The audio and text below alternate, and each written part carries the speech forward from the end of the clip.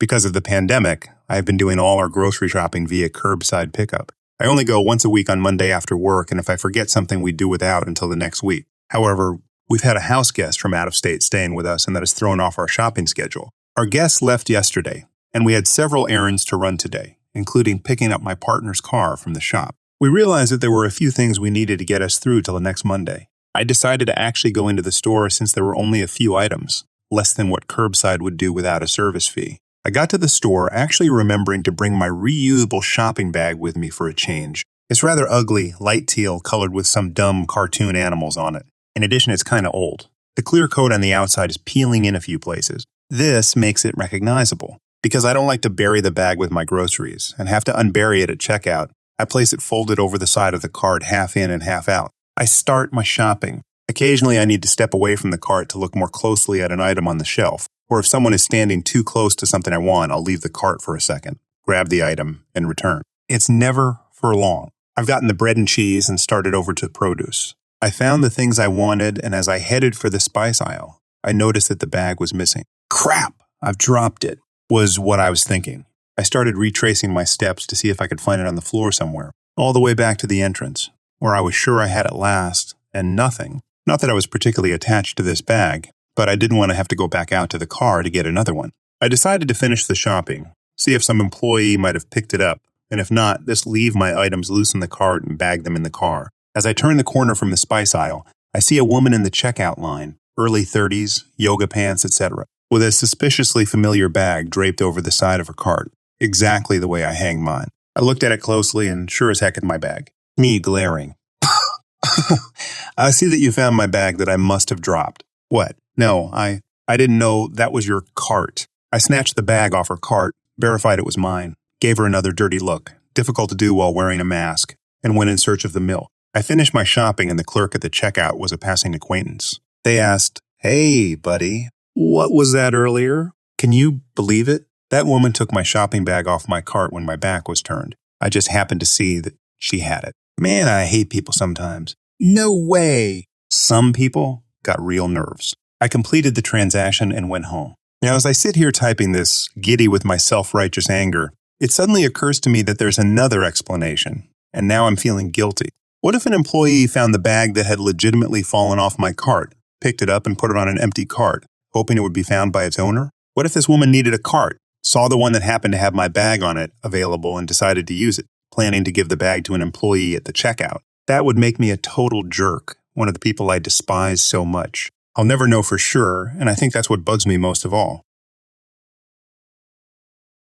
Okay, so this happened a couple years ago while living in my first apartment with friends. There were a couple people that rotated through the apartment, but the result ended up being the same. My roommate, 2021 male, let's call him Dean, and I, 23, 24 female at the time, had gone through about 3 roommates during our lease. The first, a friend of mine decided to move back in with family and stop paying rent, so she left. The second roommate, let's call him Jay, had an urgent and very important family matter and had to move back home to care for his relative.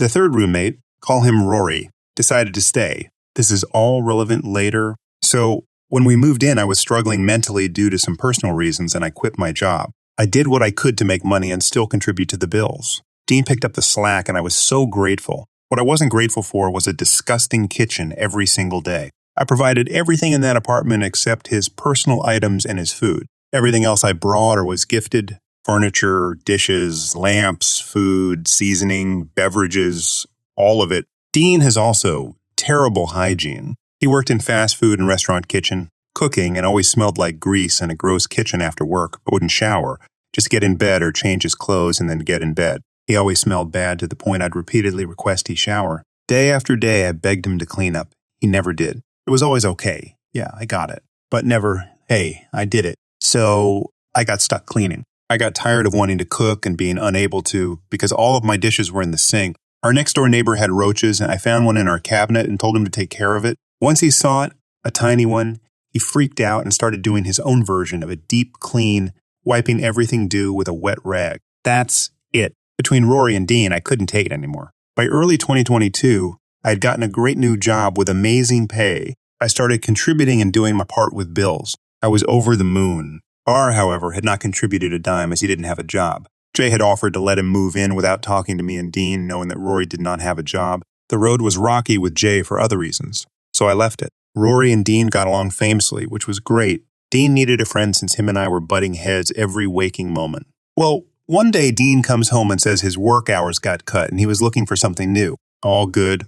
I could cover the slack like he did for me. And I do. From March to August, when our lease ended, in that time, the dirty kitchen got worse. I'm talking food had mold growing on it, refrigerated items were being left out, multiple trash bags in the kitchen, Dean parked right next to the dumpster. And the icing in the cake, a raw chicken alternating between the fridge and the counter, it leaked raw chicken blood juice everywhere. This never got cleaned. At this point, I'd stopped cleaning and stopped caring. I was footing the bills for the apartment and cleaning while these two bums were off spending money on shoes and girls. I had enough. Dean and I got into it one last time before move out. He blamed everything on me. The dirty kitchen, the roommates that left, bills not being paid. I told him that was his mess. I can't control other people and I'm not his mom. We didn't speak for 2 months. So for 2 months, Rory and Dean had to cook and eat in their own dishes. Reminder, they had none. I packed up all of my stuff and put it in my closet in a way that would be obvious if they moved it. They had no regard for my space when I wasn't home. Would just go in my room to use my bathroom or get a dish. They were livid. We finally move out, and I cleaned the entire apartment, top to bottom. The carpets in their rooms had to be replaced, so we lost the deposit. We got the bill for the cleaning services and asked for their part of the payment. Rory still had no job, and Dean was living back home with his mom. For months, I reached out to Dean for his payment, but he would block me wherever I reached out. Eventually, I told him I was going to take him to small claims court, and he ignored me, so I called his mom to tell her my plans. Dean's mom was a sweetheart to me, always. She even tried to warn me about living with him, but didn't disclose why. When I told her I was going to sue, I told her everything. She asked when he last helped with bills, and I told her since April. Turns out from April to August, he'd been asking his mom for money for the bills and spending it elsewhere. She was livid. She assured me that I was going to get my money back, and if I didn't, I could sue. He called me and immediately started cussing me out. I hung up on him. His mom checked in every couple of weeks to make sure I was getting my payments. He planned to pay it back in 2 months. It took him 6. Use me as your live-in housemaid and bank account. Deal with the consequences of stealing from your mother. The story started about 2 years ago. I was finishing my second year of automation engineering. Also, I worked in the industry before and had graduated from technical high school, higher secondary. So I knew a bunch of useful stuff. The company that hired me as a part-timer, 16 a week, was making a bunch of mechanical devices. It's pretty specialized stuff, one of 3 manufacturers of that stuff in my country, so I can't say what exactly. My job after a month of learning how stuff worked was to help in fixing broken down automated equipment, for example, when replacing proximity sensors with what was at hand, teaching 40-ish or 50-ish years old mechanics and electricians from fixing department about how modern stuff worked and how to fix it, making makeshift fixes for machines that had to work, but we had no spare parts at hand. Delivery would take too long. Makeshift solutions, reprogramming, plate shifts after changing it to new models, etc.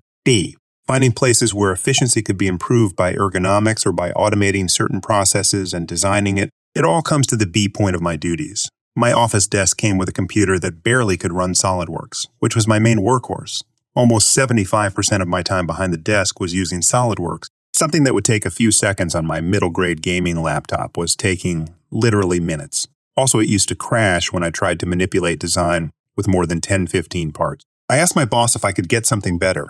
He said that maybe after my 3 months trial period. I asked if I could use my private laptop. He agreed. It'll be important later. And they called it guys to give me a SolidWorks license and cybersecurity briefing. Fast forward, I'm already hired for almost 3 months. I made a pretty good design of automated workstation, about $250,000 in cost of implementation, $140,000 of saving yearly. After implementation period, with worst case scenario of return of investment in 22 months, my boss gave it a green light, but after presenting it to his boss rejected it for the little impact. 2 weeks later, I got my new contract for 12 months.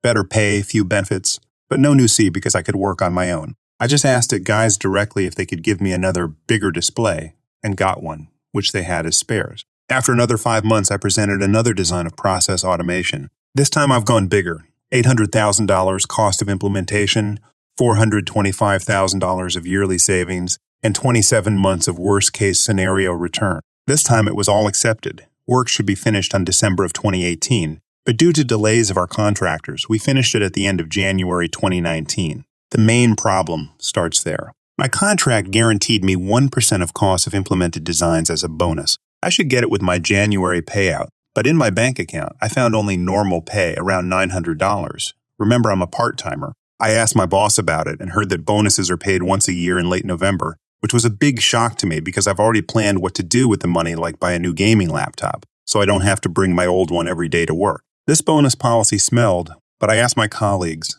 and they confirmed that only overtime is paid month to month, and all bonuses are paid annually in November. As I was halfway in the third project, I decided to work even harder to get really good money at the end of the year. After a month, I presented a third design, $650,000 cost of investment, $350,000 yearly savings, and worst-case scenario of 24 months. It got rejected without a word. Also, my contract was close to end, and the company didn't want to give me a raise. Just the same contract, word to word, for till the end of 2019. I signed it because at the moment I couldn't find anything else that would fit my study schedule. Also, no raise for me sucked twice as much. I expected it because I finished my Bachelor of Science degree, automation and robotics. Fast forward another few months to the middle of the year, we have a meeting with the CEO, all the white and gold collars from production departments, including my boss's boss. The CEO says that the company is struggling, about half an hour of the speech, and that we are not getting any raises in at least a year of time. Also, if nothing changes in the income, the company will close in 2 to 3 years. So yeah, I wanted to discuss my contract with my boss's boss, but I gave up after the CEO's speech ended. I had the answer already. As most of the crew was underpaid already, morale rocketed down. A few days later, my boss's boss wanted to see me. At the meeting, he asked what I was working on. I told him about my actual fourth project, $1.2 million, cost $600,000 in yearly savings, worst case scenario of 29 months. He told me that I should go even bigger and that we need to reduce costs everywhere if it's possible, and that I am no longer allowed to help fixing stuff, and I should focus all my time on making money, savers for the company. For 5 months, I worked in front of my computer, sometimes even at home, making money, Saver production line, which was Project 1 and 3 and 4 and some other new stuff, which would cost somewhere around $1 to $3.8 million, with $1.7 to $2 million yearly savings in worst-case scenario of 28 months. I don't know exact numbers. As you will find out, I have not finished it and reported every 2 weeks to my boss and my boss's boss, to the point. November 27th came, and I didn't get my bonus, only the November payout. I asked my colleagues, and they all got theirs around 20th November. I asked my boss about it, and he told me he had sent a bonus payroll to his boss, and maybe it got lost somewhere. A few days later, my boss's boss called me and asked to meet him. At the meeting, he explained to me that I won't be getting any bonus, because in July, after the CEO speech, the company's internal rules of bonuses were changed, and now he has no way to pay bonuses to part-time workers. I asked about my contract, which clearly states that I'm getting 1% of implementation costs, among other smaller bonuses, and he told me that it is overruled by internal rules. I proposed raising my pay, so I will get my money till the end of my contract, but he refused because the CEO said no raises. I politely asked him to find another way to pay me. On my side of things, I realized there was pretty much no way for me to get paid, but I still worked as before. Maybe with a little bit lower efficiency, I took all my vacation days, finished my projects, and asked my boss for a reference letter, which he gave me. At that point, I just wanted to create as much havoc as I could. Last 2 weeks of December are always vacations for physical production workers, so fixing and maintenance staff can fix everything that has something to fix. For this December, there was scheduled replacement of old and breaking down pleas, exactly 11, and properly fixing the rest, which was make, shift repaired, reprogrammed, etc. New G1s were to replace old rusty and crusty Siemenses, which I had to reprogram. We replaced everything that needed replacement, plow Cs, sensors, communication lines, inverters, etc. I had new ladder programs for new Pleasies already on my laptop and modified programs for old ones so they can work with new equipment. On the last day of my work, 31 December, I called my boss to ask what I should do with my laptop because of cybersecurity. He just told me to go to the IT department. The guys told me that I have to wipe my hard drive. It's the same thing they told me almost 2 years ago. They wiped it in front of me, gave me a paper signed by them, stating that I have no company files on my personal laptop or any other device. I filled in any form needed for my discharge from the company and came by to say goodbye to my colleague. They all knew why I didn't want to work there anymore. About half of them would be leaving the company soon anyway, because underpayment, etc. Aftermath. Few dozens of angry calls from my former boss's boss asking me to give them their property, All 5 projects with files for construction, programs, schematics, new programs for plonks that were replaced, and modified programs for old fixed ones, which the company itself deleted. Also, 3 nice calls from my former boss asking me to sign a new contract with better pay, still at least 10 below average for the industry, and more benefits. Of course, I did not take the offer. I have enough money saved till my master's in June, and then a few months so I can focus on my studies and don't think about it. Right now, the whole production department does not work. As I heard from a former colleague, cleaning up the havoc will take around 6-8 weeks. A few guys gave their leaving notice 3 months in my country. I have no remorse. I've been at this school for 11 years, and some of the things I've seen really do boggle the mind. But one example will always stick out to me, and this is the story of a boy I'm going to call Joe. Sorry, this may be quite long. Joe, you may be surprised to hear, did not start off as an entitled child. I had him in my class in year 3, ages 7-8, and although he had some spoiled child tendencies, such as wearing sewn 120 trainers, with flashing lights to school for the mufti, wearing home clothes, he wasn't a bad kid. He wasn't very hardworking. He was a low middle and seemed content to coast his way through school. No problem so far. However, then we come to the event that sparked his entitlement and the rising of the queen of all mummy dearest I have ever come across. Joe's parents got divorced. Now, don't get me wrong, I cannot imagine how awful it must be for an impressionable child when their parents get divorced. I have witnessed it before in my classes, and even had to deal with a bereavement, so I completely understand that a child goes through extreme emotional pain when their family breaks up. But the responsibility of dealing with the repercussions lands, in my opinion, in the parents' lap. They are responsible for supporting and helping their child through this difficult transition, and as a teacher, I will always do my part in supporting the child and doing everything I can to help them. However, what I will not do is excuse poor behavior that affects the learning of their classmates. I will do everything within my power to support the child and help him succeed, but I will not tolerate rudeness or distracting behavior. Joe's mummy had an interesting approach to dealing with her son's response to the divorce, also known as she gave him anything he wanted and excused away his behavior to make up for upsetting him. I have not seen Joe's dad since the divorce, so I don't know his thoughts. This story entirely focuses upon Joe's darling mommy and her creation of the most entitled child it has ever been my displeasure to teach. We're going to do this in stages and describe Joe's gradual descent into entitlement, year 4, age 8-9. Joe's parents announced their divorce in the spring term of year 4, so he was bewildered and upset for the first term, and then decided to start bringing in useful equipment in the summer term. That term I remember he had the brand new Apple phone, a Kindle and an iPad confiscated multiple times. Mommy dearest response. He needs those things to help Joe learn because you aren't supporting him enough in English. Yes, because huge amounts of technology will help your idle son to get better at his comprehension. Year 5, age 9-10. Oh boy, this was when things started to heat up. Remember, up until this point, Joe had been a pretty mellow and laid-back boy. But with a new school year came new pressures and, what we didn't know at the time, huge pressure from Mommy Dearest to get into every local private senior school of note so he could have a range of choice. This came in the shape of making the poor boy have a private tutor from 5 p.m. to 9 p.m. every weeknight. We only discovered this later, but it started to show in Joe's behavior. Just to give some context, in private education in the UK, most schools offer an exam called the 11th, which offers places at the senior school from year 7 onwards, 11 and above. So it's very normal to spend most of year 6 preparing for this exam in January. Please note, I didn't teach Joe this year,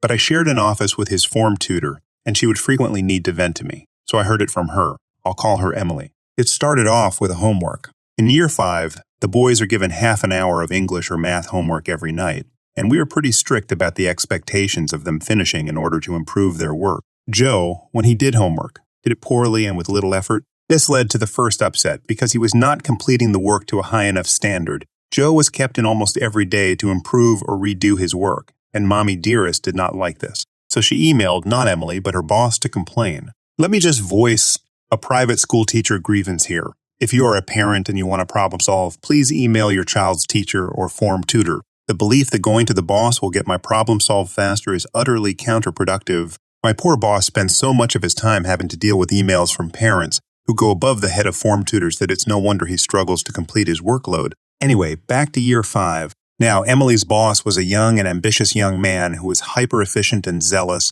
but lacking experience. So he called Mommy Dearest, Emily, and himself into a meeting to discuss the issue. Mommy Dearest claimed that Joe is missing all his playtime because his teachers are making him redo work. If they taught him properly, then he wouldn't need to stay inside when he needs fresh air and exercise. Joe was not exactly what you'd call sporty, and I don't want to be rude, but he was, shall we say, on the larger side. He was not getting exercise at playtime, but that's beside the point. Emily's boss very quickly explained the issue of the homework, and Mommy Dearest was quick to jump to her angel's defense and explain the tutoring he was being given. As you might expect, this horrified Emily and her boss, and they instantly explained the need for downtime in the evenings. Mommy Dearest was having none of it and claimed that Joe doesn't have time to do homework because he needs to prepare for his entrance exams. Boss, Mrs. Mommy Dearest, please be aware, giving Joe 20 hours of tutoring a week on top of a full day of school is going to seriously affect his mental health. Joe needs his tutor. You as a school haven't prepared him properly, so he needs to be ready.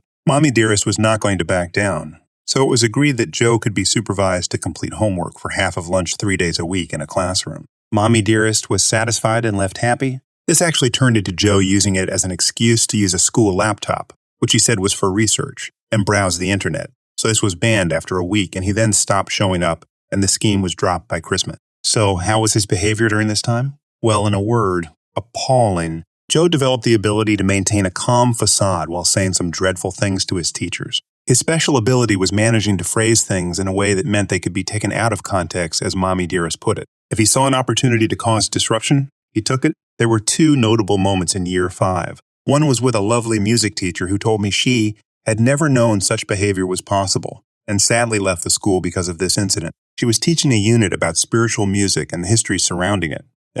The slave trade. Joe, who is Afro-Caribbean, decides that this is the perfect opportunity to cause trouble, and states that she is racist. This lovely lady, might I add, had taught this unit 6 times previously with no issue, and simply referred to the deplorable history that surrounded the creation of this genre of music. She was investigated very thoroughly and found to be completely innocent. The issues it caused led to her not only leaving the school, but also suffering from panic attacks. And what did Mommy Dearest have to say about his behavior? Joe misheard his teacher and jumped to a wrong conclusion, which is easily done. The second moment in year 5 took place in the summer term, and boy was it a doozy. There was a science teacher who was a nice enough lady, but she wasn't the most patient sort. She also had become very annoyed about the homework situation and had decided to take a stand and make a point. The subject of her frustration, Joe. She began their lesson by firstly making clear her anger about the homework situation, but also named every child who had failed to hand in homework that week. It was about half the class, so I can understand her frustration,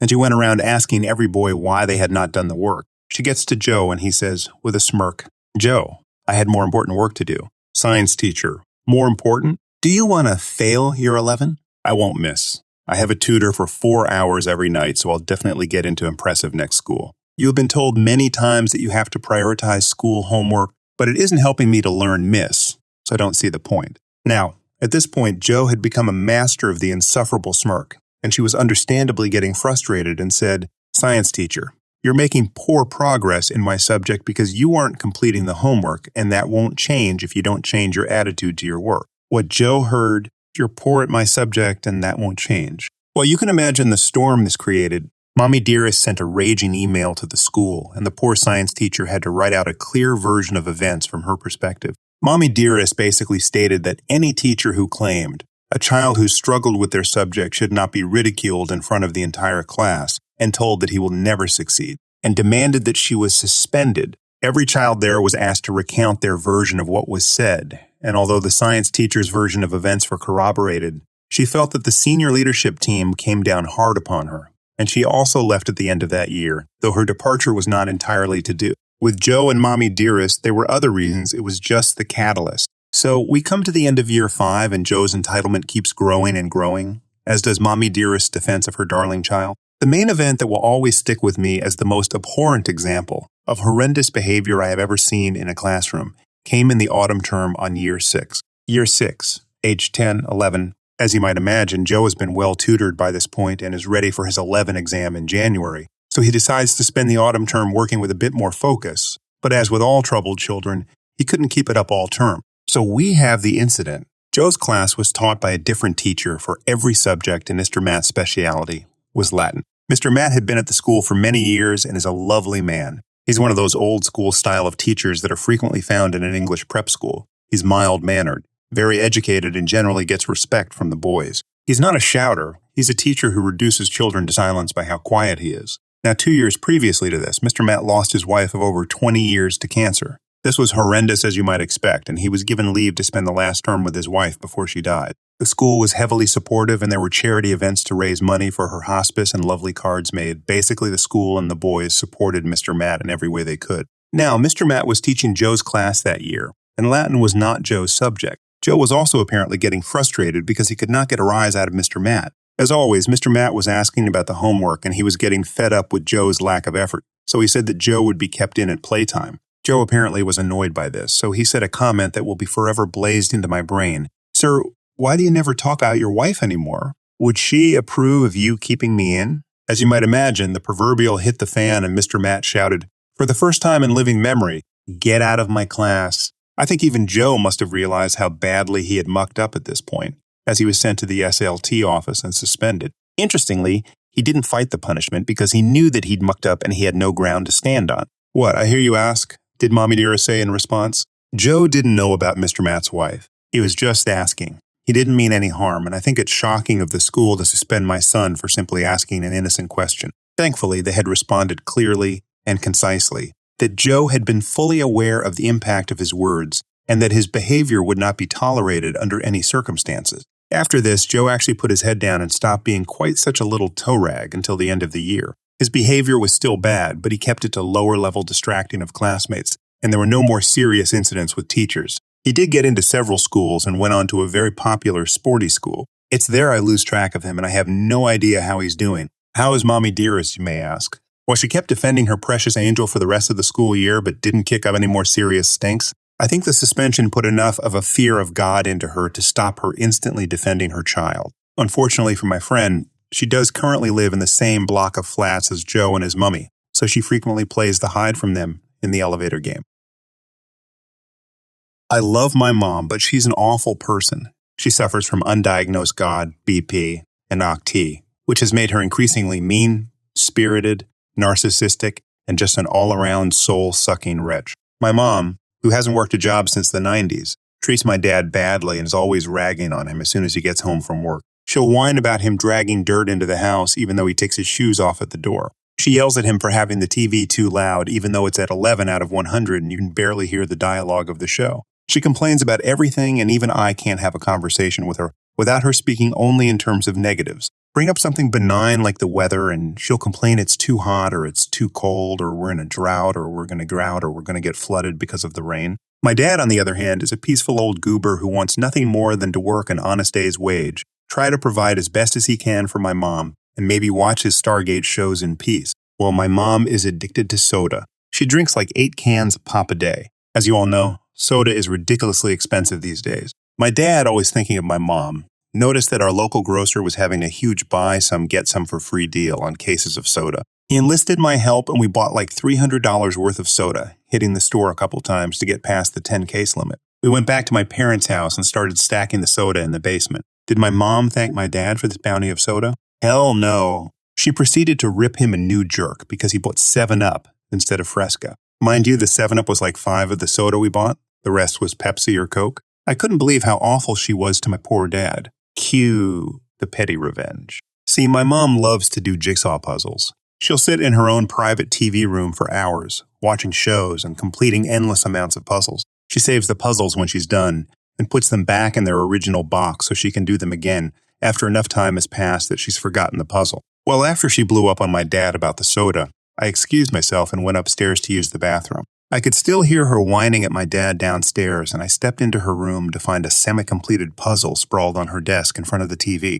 I grabbed a single piece from the box and put it in my pocket. Pretty small and petty, I know, but I also know it will drive her nuts that she was just one piece off from completing the puzzle. It's even better knowing she'll realize she's a piece short as she gets down to the last 5 or so pieces and realizes that she doesn't have enough to complete the puzzle. I felt pretty happy about this petty revenge as was about to walk out of her room when I thought screw it, and I went back in and quickly opened every completed puzzle box I could find and took a single puzzle piece out of each one. I hope she slowly goes nuts each time she decides to redo a previously completed puzzle and finds herself short just one puzzle piece.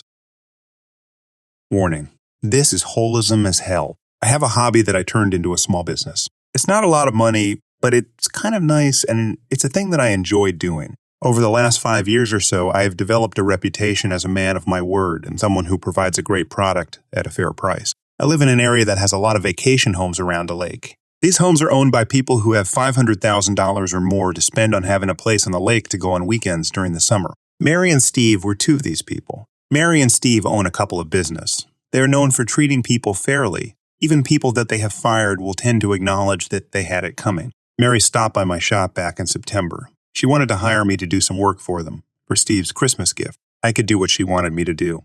I gave her a price tag of $5,500. She agreed instantly. We shook hands and I went to work. I got it finished up December 20th, just in time. I had to take a few days off from my regular job to make it happen. Mary was thrilled at results. She went to get me a check and she wanted to write it out for $11,000, double what we agreed on. I declined, telling her the $5,500 was what we agreed to, and that's all I was going to take. On December 26th, rolls around, and Steve shows up thanking me for his Christmas gift, gushing over the craftsmanship, then complains I wouldn't take the bonus money that I was offered. I explained to him Mary and I agreed on the price, and we shook hands on it. A deal is a deal. Steve says to me, well, at least let me buy you and your girlfriend dinner. 21 times he had a big shit-eating grin on his face. I should have known he would up to something. I thought about it, thinking about local restaurants, and agreed. Then he said my choice, any place I chose, all on my dime in hindsight, should have clued me into the fact that he had something up his sleeve. I smiled, laughed, and said, okay. The entire month of January went by. I didn't hear anything from Steve and Mary, which is fine. They were not exactly in the same social circles. At the end of January, all of a sudden my Jeff just got super happy, like giddy. I knew she had a secret she was keeping from me, but I wasn't sure what. She told me to pack my bags for a Valentine's Day trip. We would be gone for 10 days and bring my passport. We would leave on the 10th of February, 19 days ago. We got to the airport, and who would you guess was there? Steve and Mary. I was shocked as shit. Steve said he had a debt to pay, and he owed us 21 meals, a time and place of his choosing, and he chose Rome over Valentine's Day. I tried to say no. He threw my words back in my face. A deal's a deal. The four of us spent the next week in Rome, Italy. Steve and Mary paid for our flights, hotel room, and 21 meals. All of our tours and transport was on us. We got back home on the 22nd February. We had a great time.